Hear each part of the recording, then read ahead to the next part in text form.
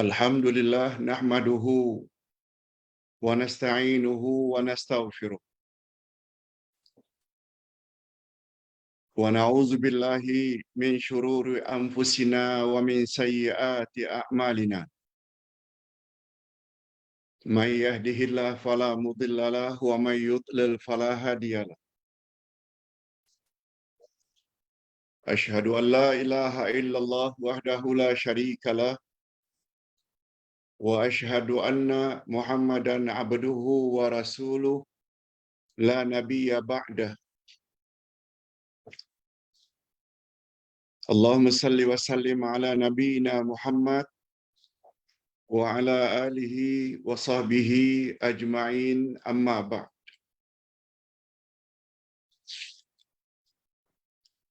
Hadirin dan hadirat serta para pemirsa yang saya hormati, Assalamualaikum warahmatullahi wabarakatuh.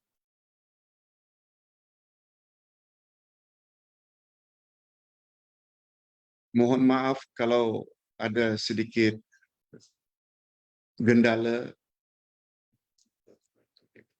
Maklumlah kita baru saja belajar macam mana buat kuliah online dari Batam dan semuanya menggunakan barang-barang yang baru.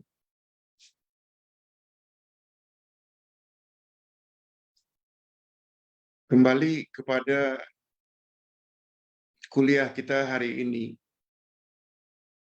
Kuliah kita hari ini seperti biasa, lebih kurang setengah jam dari sekarang, akan bahas satu topik, yaitu Allah telah tetapkan nasib orang-orang Yahudi.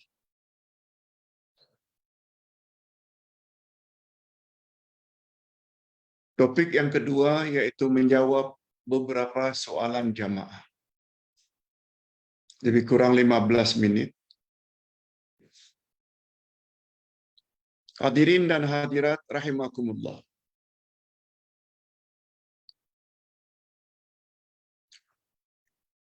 Topik yang akan kita bahas, Allah tetapkan nasib bagi orang-orang Yahudi. Apa maksudnya, Pak Ustaz?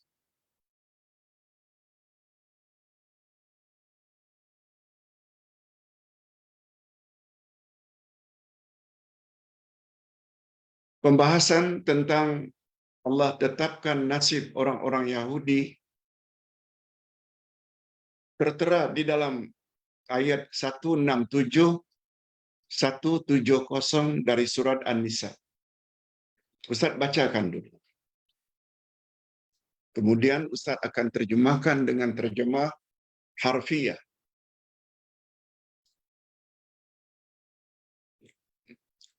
Baru kemudian kita akan terjemah dengan terjemah maknawiyah atau tadabbur atau tafsir.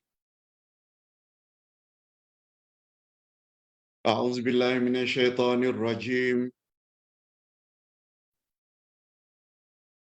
Innal ladzina kafaru wa saddu an sabilillah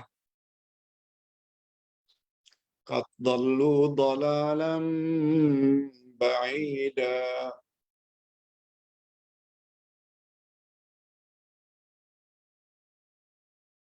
Innal ladzina kafaru wa zalamu lam yakunillahu liyaghfira lahum wala liyahdiyahum tariqan illa tariqa jahannam khalidina fiha abada wa kana dzalika 'ala Allahi yasira.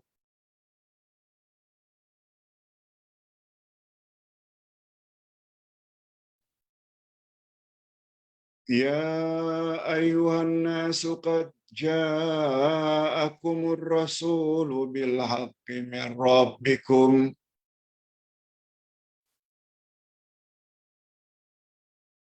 فآمنوا خيرا لكم وإن تكفروا فإن لله ما في السماوات والأرض وكان الله عليما حكيما. Nanti kita akan terjemahkan setelah mukaddimah.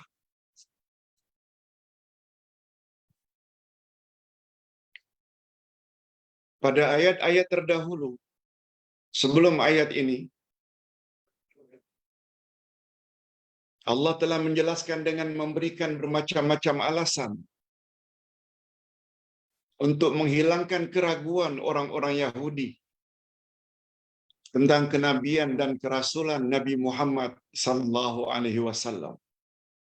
Bahwa wahyu yang diturunkan kepada baginda Rasul Nabi Muhammad sallallahu alaihi wasallam sama betul dengan wahyu yang diturunkan oleh Allah kepada nabi dan rasul sebelumnya. Nabi Nuh, Nabi Ibrahim, Nabi Ismail, Nabi Ishaq, Nabi Yaqub, kata Nabi Musa dan Nabi Isa.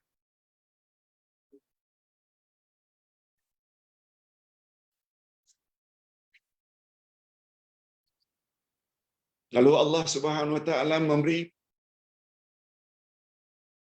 amaran keras kepada orang-orang Yahudi. Mengapa tak terima Muhammad? Padahal apa yang diturunkan kepada Nabi Muhammad sama betul prinsipnya dengan apa yang telah diturunkan oleh Allah kepada nabimu, rasulmu, Musa. Hanya bezanya satu saja. Taurat yang diturunkan kepada Nabi Musa directly, langsung, tanpa perantaraan. Tanpa perantaraan malaikat.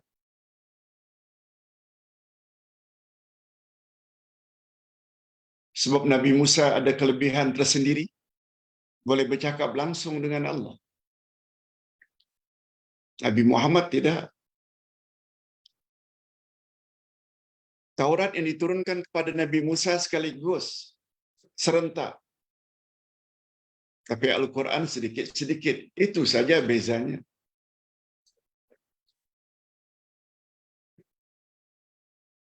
Mengapa mereka tak mau terima wahyu yang diturunkan kepada Nabi Muhammad sallallahu alaihi wasallam? Malah kita sebut pada minggu lalu, Yahudi bukan saja tidak terima Muhammad, Rasul terakhir, mereka juga tidak terima Nabi Isa yang membawa agama Kristen, Nasrani. Nah, pada ayat berikutnya Allah Subhanahu wa taala memberi amaran keras kepada Yahudi.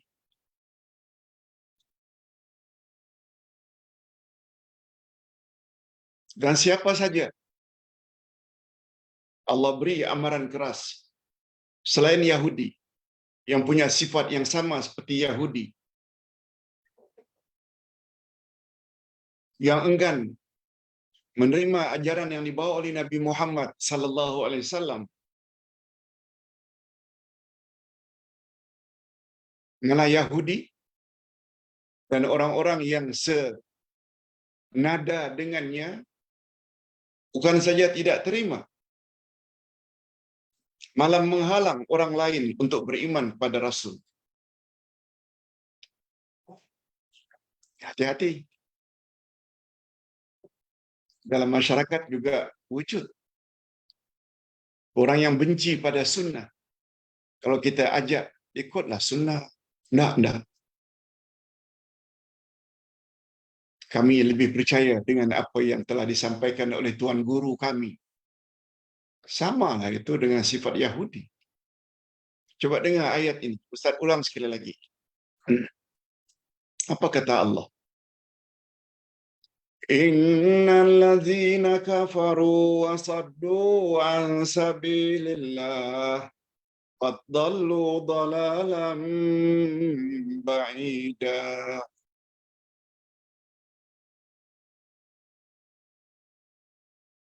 Sesungguhnya orang-orang kafir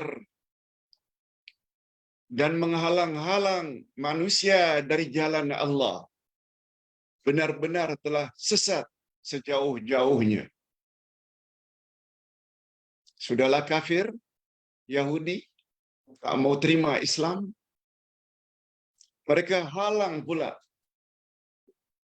orang-orang sesama Yahudi untuk mengikuti ajaran Nabi Muhammad sallallahu alaihi wasallam. Maksudnya, sesungguhnya orang-orang yang kufur, ingkar kepada Allah, termasuk Yahudi, ingkar kepada Rasulnya, ingkar itu kufur, ingkar pada Al-Quran, serta menghalang-halang orang lain memeluk agama Islam yang dibawa oleh Nabi Muhammad sallallahu alaihi wasallam dengan cara berusaha sungguh-sungguh meragukan mereka, seperti dengan mengatakan, apa umpamanya kata-kata mereka, orang-orang Yahudi, kalau Muhammad itu benar-benar seorang rasul, niscaya akan didatangkan kepadanya kitab dari langit sekaligus, sebagaimana kitab Taurat diturunkan kepada Nabi Musa. Betul, Nabi Musa diturunkan sekaligus. Tapi Nabi Muhammad diturunkan selama 23 tahun, sedikit demi sedikit. Kata mereka lagi, sesungguhnya Allah telah menyebut di dalam Taurat, ini kata Yahudi, bahwa syariat Musa tidak boleh diganti dan tidak mansukh, tidak boleh dibatalkan hingga hari kiamat. Itu kata Yahudi.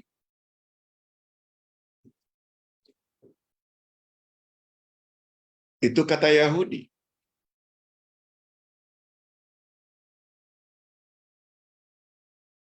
Tapi hadirin dan hadirat, ingat ya kaedah dalam ilmu tafsir. Apa dia kaedah ilmu tafsir? Termasuk kaedah utama.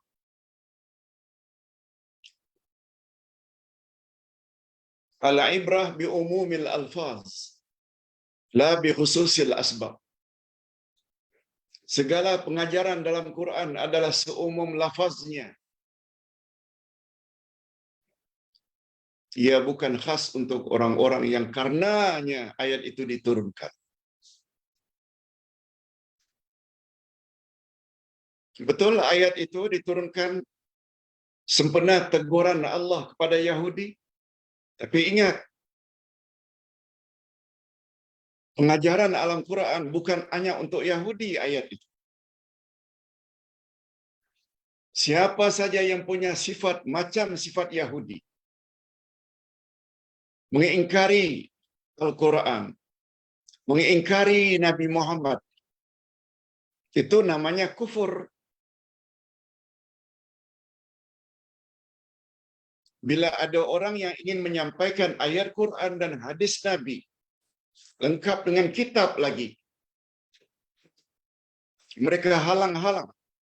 Jangan ikut orang itu. Jangan ikut ustaz itu. Kita kan sudah terima ajaran Islam ini dari nenek moyang kita. Mengapa mesti robah?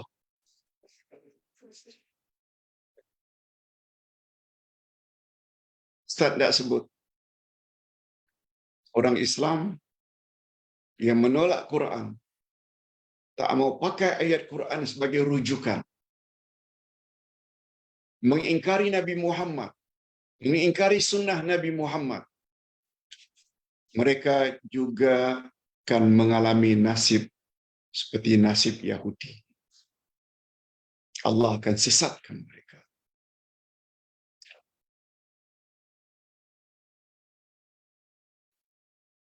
Tapi bila ditanyakan dia Muslim, Pak Ustaz. Betul Muslim. Kita tidak katakan kafir. Tak. Tapi sebagaimana istilah orang-orang Malaysia, Islam IC. kad pengenalan. Tertera memang Muslim. Islam KTP, kata orang Indonesia, kartu tanda penduduk. Itu saja. Orang sampaikan ayat Quran ditolak. Orang sampaikan hadis Nabi ditolak walaupun sahih. Karena terlalu fanatik dan ta'assub kepada nenek moyang. Mereka juga akan sesat. Karena sifat mereka sama dengan sifat Yahudi. Ingkar dan menghalang orang daripada kebenaran. Di dalam ayat di atas berhimpun dua sifat buruk. Dalam ayat di atas berhimpun dua sifat buruk. Satu kafaru, yang satu lagi saddu. Kafaru maknanya ingkar. Ingkar pada Quran. Samalah ingkar dengan Allah. Sebab Quran kalamullah.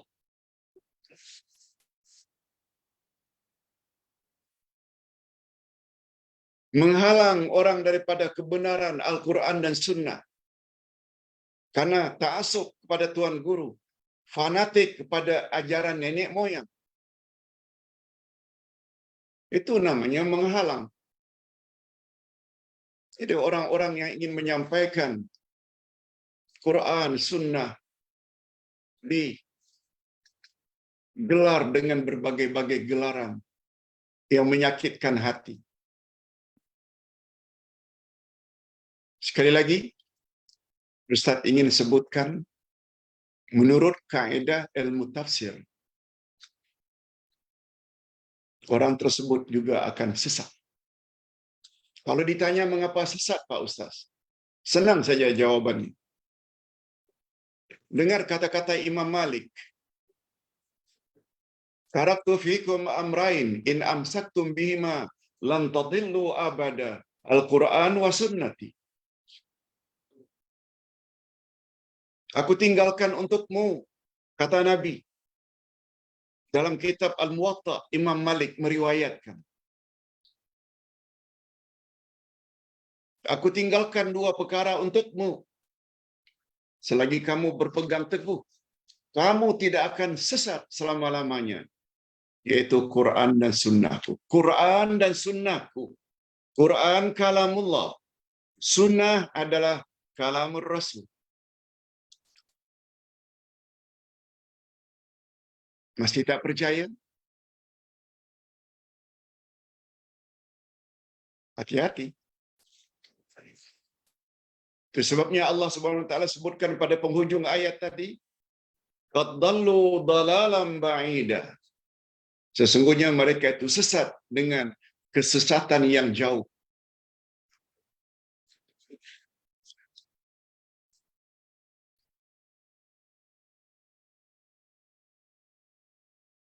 Kita teruskan dengan ayat berikutnya. Apa kata Allah? Innal ladzina kafaru wa zalamu lam yakunillahu liyaghfira lahum wa la liyahdiyahum tariqa. Sesungguhnya orang-orang kafir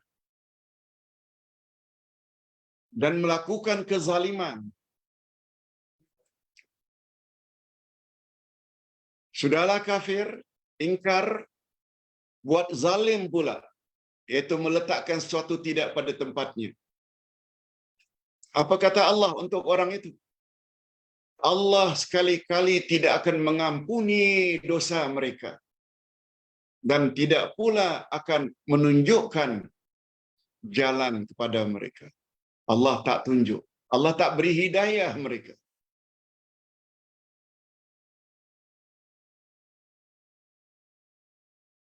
Sekali lagi ini jangan anggap hanya khas untuk orang Yahudi. Jangan. Termasuk orang yang mengingkari Al-Quran, Sunnah Nabi.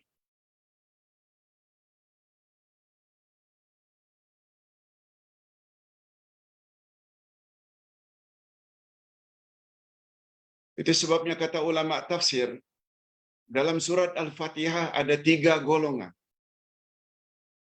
Kita semua minta agar Allah tunjuki kita ke jalan yang lurus. Dan pada masa yang sama, kita mohon kepada Allah agar dilindungi dari jalan orang-orang yang dimurkai Allah dan jalan orang-orang yang sesat. Yang kita minta, ihdinas siratal mustaqim. Tunjuki kami, ya Allah, jalan yang lurus. Lalu Allah jelaskan pada ayat berikut, siapa orang yang berada di atas jalan yang lurus? Siratal ladzina an'amta alaihim, yaitu jalan orang-orang yang telah Engkau beri mereka nikmat. Dijelaskan lagi ayat itu oleh ayat 69 An-Nisa. Mereka adalah nabi-nabi, siddiqin, syuhada dan salihin. Ini yang kita minta.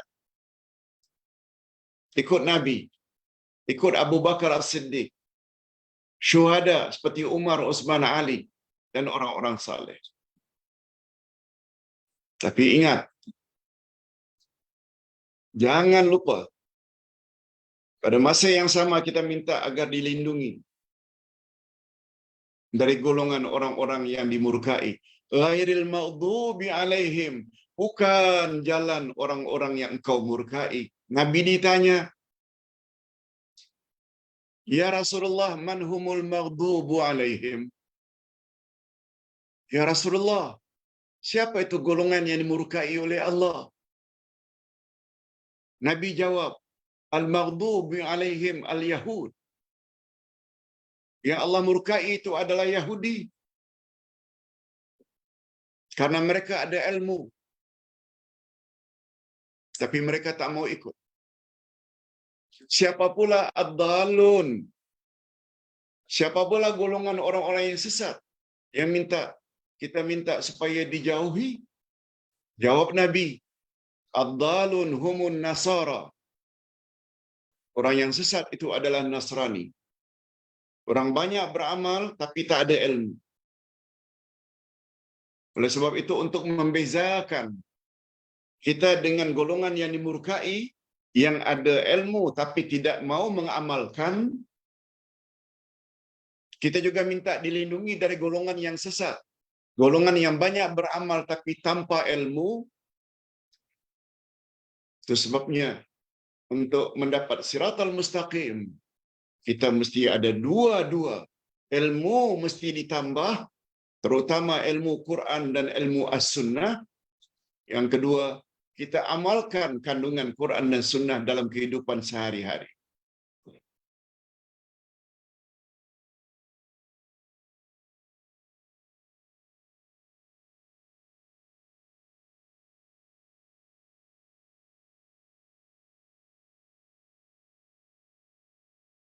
Pemahaman Ustaz macam itu.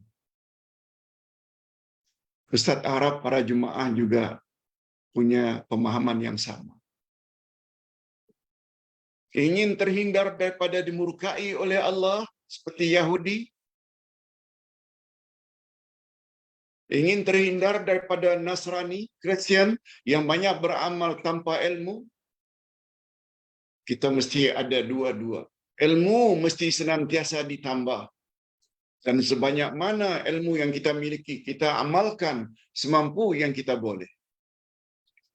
Itu saja cara. Itu sebabnya kata ulama tafsir akhir zaman. Apa kata ulama tafsir akhir zaman? Atau mufassirin, mutaakhirin, pakar-pakar tafsir akhir zaman. Apa kata mereka? Orang Yahudi dimurkai oleh Allah bukan karena Yahudinya, tetapi karena sifatnya.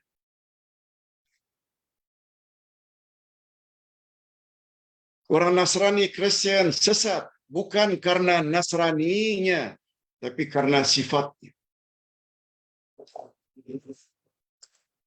Oleh sebab itu mana-mana Muslim, Muslimat, umat Nabi Muhammad memiliki sifat macam sifat Yahudi, ilmu banyak tapi tak mengamalkan, mereka juga layak mendapat murka sebagaimana murka Allah pada Yahudi. Yes, itu dia terjemah maknawiyah. Begitu juga orang-orang Islam, muslimin, muslimat yang banyak beramal, tapi tidak tambah ilmu. Tak suka ikut kelas atau majelis ilmu. Hatta majelis ilmu online pun tak mau ikut. Beramal memang beramal, tapi mereka akan sesat. Sebab amal yang diterima ada syaratnya. Terutama mesti ikhlas. Ikhlas dengan makna tauhid. Lawan tauhid adalah syirik. Berapa banyak dalam masyarakat orang-orang Muslim yang masih lagi buat amal-amal syirik. Sebagaimana yang kita jelaskan semalam.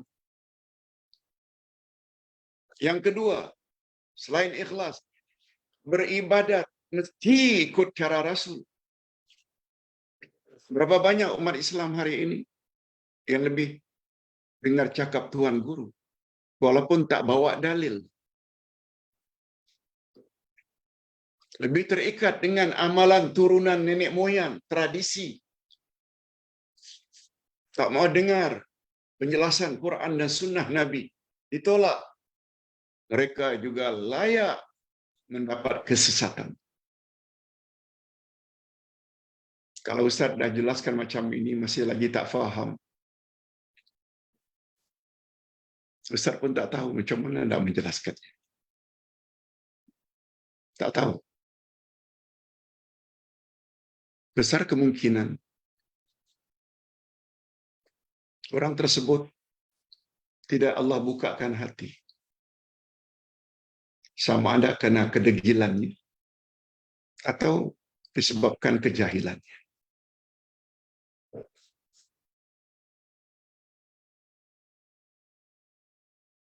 Ustaz kira bahasa Ustaz boleh difahami oleh orang Batam, orang Indonesia, boleh difahami oleh orang Malaysia, boleh difahami oleh orang Singapura, malah boleh difahami oleh orang-orang selatan Thailand. Juga gunakan bahasa Melayu. Beratus-ratus kali selama 40 tahun Ustaz ulang prinsip yang sama.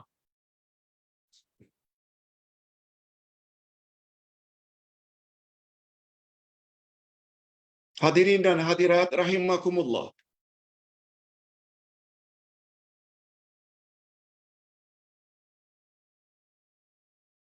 Jadi siapa yang kufur, ingkar, dia zalim pula. Zalim maknanya meletakkan sesuatu tidak pada tempatnya. Orang tersebut Allah tidak akan ampun. Dan Allah tidak beri mereka petunjuk.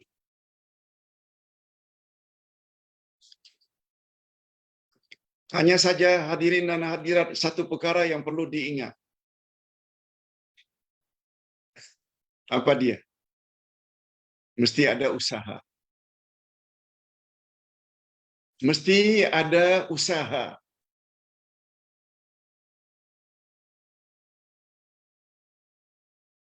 Tak ada usaha, jangan harap.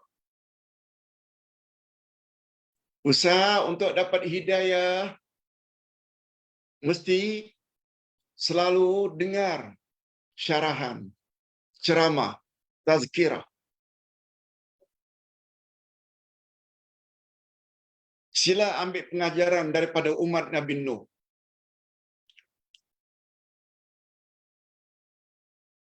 Nabi Nuh berdakwah dijelaskan dalam Quran 950 tahun. Bukan 950 hari. Bukan 950 minggu atau bulan. Tahun. Siang malam. Tapi tahu tak? Berapa orang yang beriman dan mengikut ajaran Nuh? Ada yang mengatakan hanya 25 orang. Ada yang mengatakan 40 orang. Ada yang mengatakan 80 orang.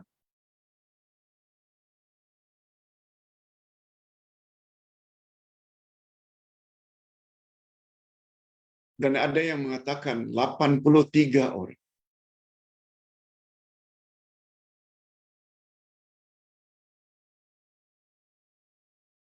83 orang setelah berdakwah 950 tahun.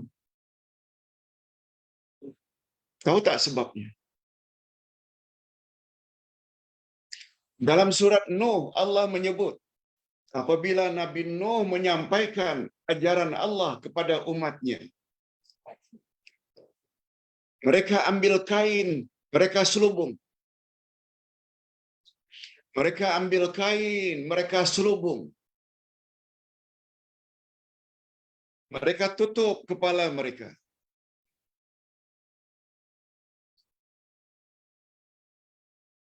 Dah tutup, mereka sumbat ujung-ujung jari mereka pada dua telinga. Lubang telinga ditutup. Apa maknanya?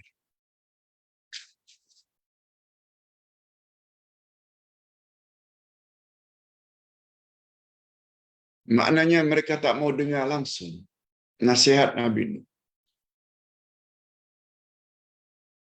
Mereka tak mau dengar langsung nasihat Nabi Nuh. Ekoran daripada tak mau dengar nasihat Nabi. 950 tahun berdakwah yang dapat hidayah, taufik. Allah bukakan hati untuk beriman. 83 orang saja. 83 orang saja. Itu sebabnya ibu-ibu dan bapa-bapa sekalian serta para pemirsa, kita hendaklah suka mendengar.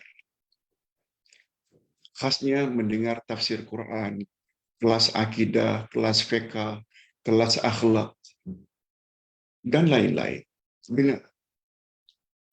Kemudian dari apa yang kita dengar, kita pilih mana yang lebih kuat dalilnya. Sebagaimana firman Allah pada ayat 17 dan 18. Dari surat Az-Zumar. Fabashshir ibadil ladzina yastami'una al-qaul fayattabi'una ahsana. Ulaika alladzina hadahumullah wa ulaika hum ulul albab.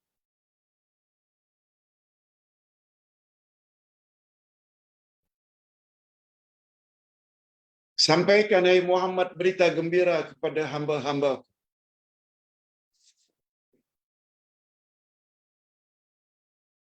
Yang sifat mereka ada dua.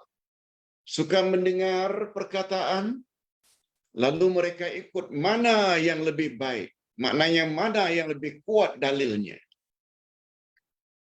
Lalu apa kata Allah? Merekalah orang yang akan mendapat hidayah Allah. Dan merekalah orang yang mendapat petunjuk. Merekalah orang yang mendapat hidayah Allah dan merekalah orang-orang yang berakal waras. Merekalah orang-orang yang mendapat hidayah dan yang kedua merekalah orang yang berfikiran waras. Oleh sebab itu, syarat untuk mendapat hidayah kena banyak mendengar. Syarat supaya digolongkan sebagai orang yang berfikiran waras, jangan semua yang kita dengar kita ikut. Tapi kita perlu seleksi. Kita perlu seleksi. Saring, tapis. Mana yang paling kuat dalilnya kita ikut. Itu saja.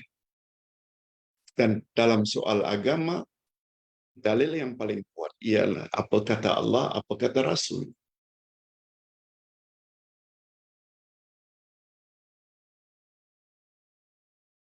Mudah-mudahan jemaah semakin faham apa yang Ustaz maksudkan. Mesti ada usaha. Tak ada usaha, jangan harap.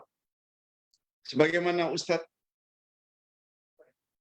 tulis pada muka surat 51 buku ini, kitab ini.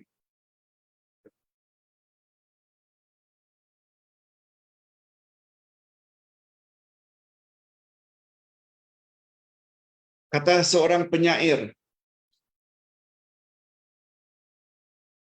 tarjun najata walam tasluk mala masalikaha. Inna safinata la tajri 'alal yabasi.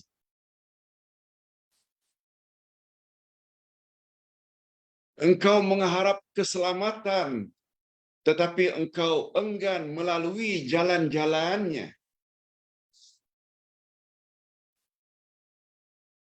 Yang kita harap keselamatan.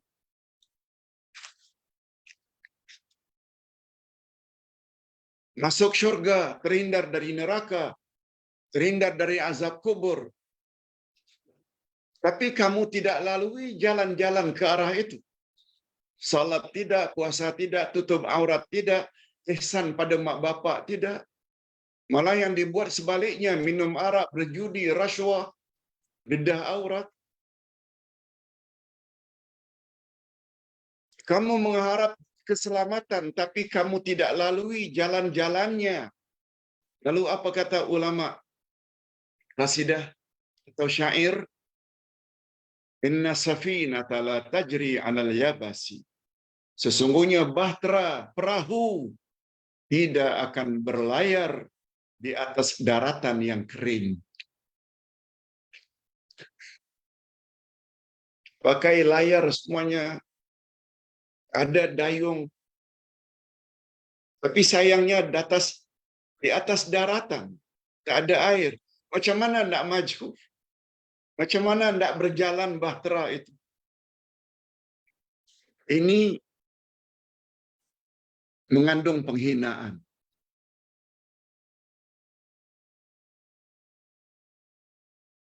Oleh itulah maka Allah menegaskan pada ayat berikutnya bahwa jalan yang memang yang mereka sedang tempuh itu yaitu kafir dan menghalang orang daripada mengajak ke jalan yang benar. Kufur, lagi berbuat zalim, tidak meletakkan sesuatu pada tempatnya. Mereka sebenarnya sedang menuju, ini ayatnya, illa tariqa jahannam khalidina fiha wa kana dzalika 'ala Allahi yasir. Kecuali jalan ke neraka jahannam. Mereka kekal di dalamnya selama-lamanya, dan yang demikian itu adalah mudah bagi Allah. Bukan susah bagi Allah untuk menghumban manusia yang ingkar ke dalam neraka jahannam. Enteng bagi Allah. Tak susah bagi Allah.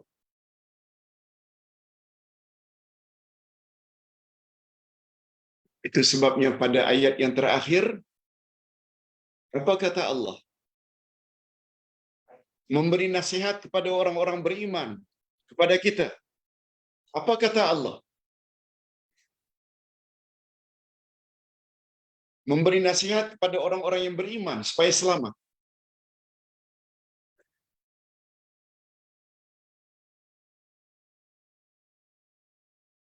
Ya ayyuhan nasu qad ja'akumur rasulu bil haqq min rabbikum fa'aminu khairan lakum wa in takfuru fa inna lillahi ma fis samawati wal ard wa kana Allahu aliman hakima.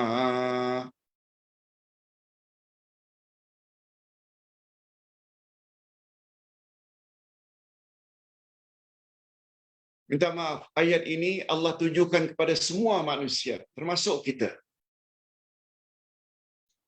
Termasuk orang beriman, termasuk orang kafir. Sebabnya Allah gunakan istilah ya ayuhan nas. Hei sekalian manusia, sesungguhnya telah datang Rasul, yaitu Muhammad kepadamu, dengan membawa kebenaran dari Tuhanmu. Maka berimanlah kamu. Itulah yang lebih baik bagimu. Dan jika kamu kafir, maka kekafiranmu itu tidak merugikan Allah sedikit pun. Karena sesungguhnya apa yang di langit dan di bumi adalah kepunyaan Allah. Dan adalah Allah Maha mengetahui lagi Maha bijaksana. Allah nasihatkan kepada manusia, terutama orang-orang yang beriman. Telah datang kepadamu Muhammad, terimalah dia. Jangan tolak dia. Ikutlah sunnahnya. Pelajari sirah perjalanan hidup baginda. Jadikan baginda sebagai role model. Sebagaimana firman Allah dalam surat Al-Ahzab ayat 21. Laqad kana lakum fi Rasulillahi uswatun hasanah. Sesungguhnya pada diri Rasulullah itu bagimu terdapat contoh teladan yang terbaik. Ini yang Allah kata. Telah datang kepadamu Muhammad. Terimalah dia. Berimanlah kepadanya. Itu adalah lebih baik bagimu. Fa'aminu khairal lakum. Berimanlah kepada Rasul. Dan jika kamu kafir juga dengan makna ingkar juga, lebih kepada nenek moyang, lebih kepada fanatik ta'assub kepada kiai tuan guru, ketepikan Quran dan Sunnah,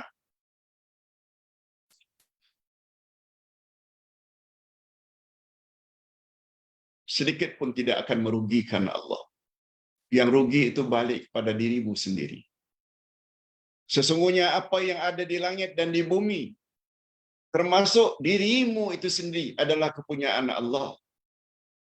Kamu tak boleh buat suka-suka hati, kecuali dengan izin Allah. Dan adalah Allah Maha mengetahui, lagi Maha bijaksana. Maksudnya, Allah Maha mengetahui siapa yang sepatutnya diberi hidayah, petunjuk, dibuka hati. Dan Allah juga Maha mengetahui siapa yang sepatutnya tidak perlu diberi hidayah. Karena sifat degilnya mendarah mendaging.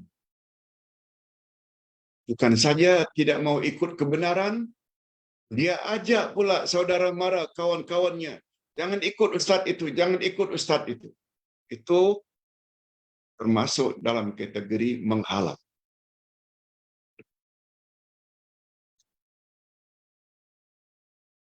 Itu sebabnya ustaz tidak lupa pada setiap topik kelas online.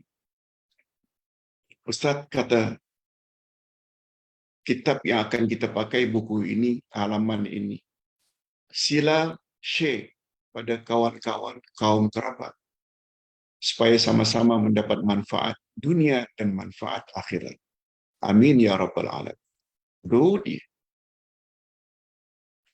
Kita mesti ajak orang pada kebenaran, bukan menghalang. Hadirin dan hadirat, Allah Subhanahu wa taala sebut pada ayat yang lain. Coba dengar baik-baik sebagai tambahan. Walaqad mannallahu 'alal mu'minina idz ba'atsa fihim rasulan min anfusihim yatlu 'alaihim ayatihi wa yuzakkihim wa yu'allimuhumul kitaba wal hikmah wa in kanu min qablu lafi dhalalin mubin. Sungguh Allah telah memberi kurnia kepada orang-orang yang beriman Lihat, orang beriman Allah beri kurnia, Allah beri rezeki. Ketika Allah mengutus di antara mereka seorang rasul dari golongan mereka sendiri. Ya, betul, pada asalnya diangkat di kalangan orang-orang Arab jahiliyah. Orang Arab juga yang bernama Muhammad, yang mereka faham bahasa Muhammad.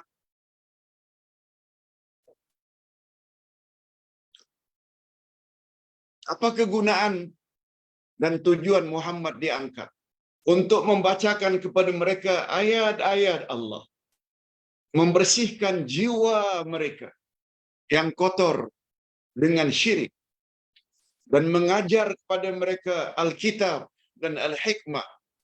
Al-Hikmah di sini maknanya sunnah. Alkitab itu Al-Quran. Dan sesungguhnya sebelum kedatangan Nabi, mereka adalah benar-benar dalam kesesatan yang nyata. Bapak-bapak dan ibu-ibu sekali lagi, gunakan kaedah tadi. Al-ibrah bi umumil alfaz la bi khususil asbab. Segala pengajaran dalam Quran seumum lafaz itu. Dia bukan khas untuk orang-orang tertentu yang karenanya ayat itu diturunkan. Betul, ayat ini diturunkan sepenuhnya sikap Yahudi, sikap Nasrani Kristen, sikap Arab jahiliyah terhadap Muhammad. Betul. Lalu Allah kata, "Hei Arab jahiliyah, aku telah beri rezeki kepada kamu dengan mengutus Muhammad dari kalanganmu sendiri. Yang kerja Muhammad ni aku tugaskan membacakan Quran padamu, membersihkan jiwamu, hatimu yang penuh dengan syirik, hasad, dengki, mengajar kepadamu Al-Quran dan Sunnah. Dan sebelum kedatangan Muhammad, kamu sebenarnya dalam kesesatan." Pak Ustaz, macam mana ayat ini bila kita addresskan pada orang Melayu?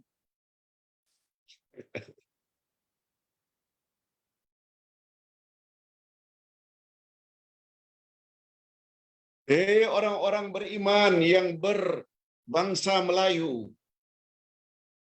Hei orang-orang beriman yang berbangsa Indonesia.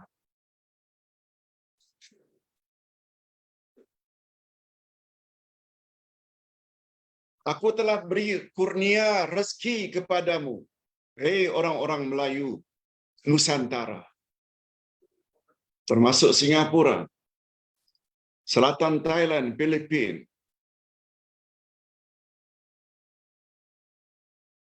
Anugerah yang aku berikan kepadamu dengan mengutus seorang rasul dari kalanganmu. Okey. Kami bukan orang Arab, Pak Ustaz. Coba dengar jawabannya. Nabi bersabda, "Al-ulama warasatul anbiya." Ulama adalah penerus tugas rasul. Rasul dah meninggal dunia 14 abad yang lalu. Untuk orang Filipina ada ulama-ulama dari Filipina, bahasa Filipina, yang belajar di Al-Azhar, yang belajar di Madinah, yang belajar di Riyadh, yang belajar di Yaman, yang belajar di Jordan. Mereka faham Al-Quran Sunnah Nabi. Sampai di Filipina, mereka sampaikan dalam bahasa Filipina. Itu sama dengan Rasul juga. Sebab mereka wakil Rasul. Orang Thailand yang dah belajar balik bercakap dengan bahasa Thailand. Orang Malaysia pergi belajar menambah ilmu Quran dan Sunnah, balik ke Malaysia, cakap dalam bahasa Malaysia. Orang Indonesia, orang Singapura, kita semua dalam bahasa Melayu saling faham memahami. Antara lain yang bernama Abdullah Yasin. yang mendapat gelaran Udai, Ustaz Dr. Abdullah Yasin. Setelah belajar di Indonesia, belajar di Madinah,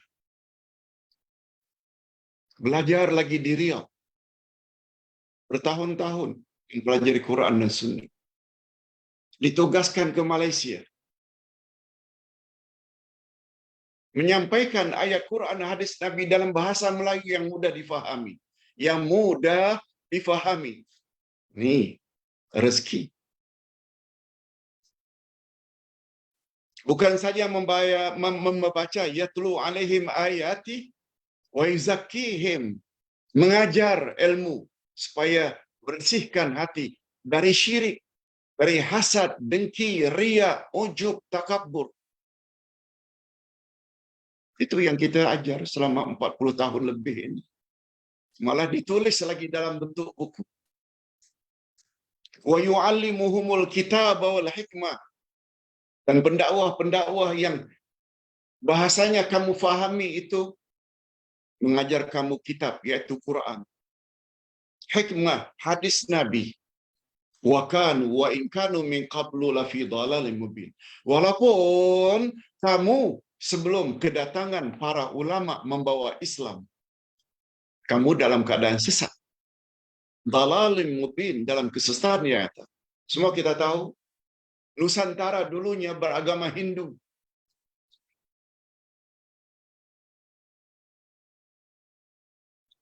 Berpahaman animisme, dinamisme, seperti orang-orang asli. Sehingga datang tahun 1292, 1292, pedagang-pedagang daripada Hadramaut, dari Gujarat, dari Cina, atau pedagang-pedagang yang beragama Islam. Mereka sampaikan Islam. Nah, pada hari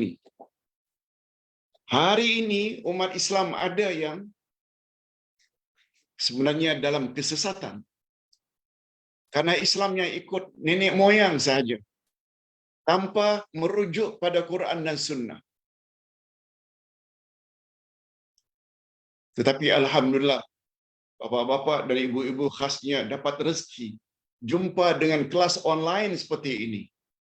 Kita timba ilmu dari ustaz-ustaz sunnah kita, dengan tafsirnya, dengan akidahnya, dengan ini, dengan itu, dengan ini, dengan itu.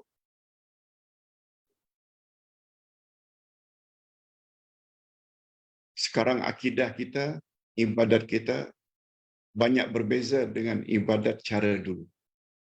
Alhamdulillah. Kita berdoa mudah-mudahan kita diberi oleh Allah sifat istiqamah sehingga akhir hayat kita.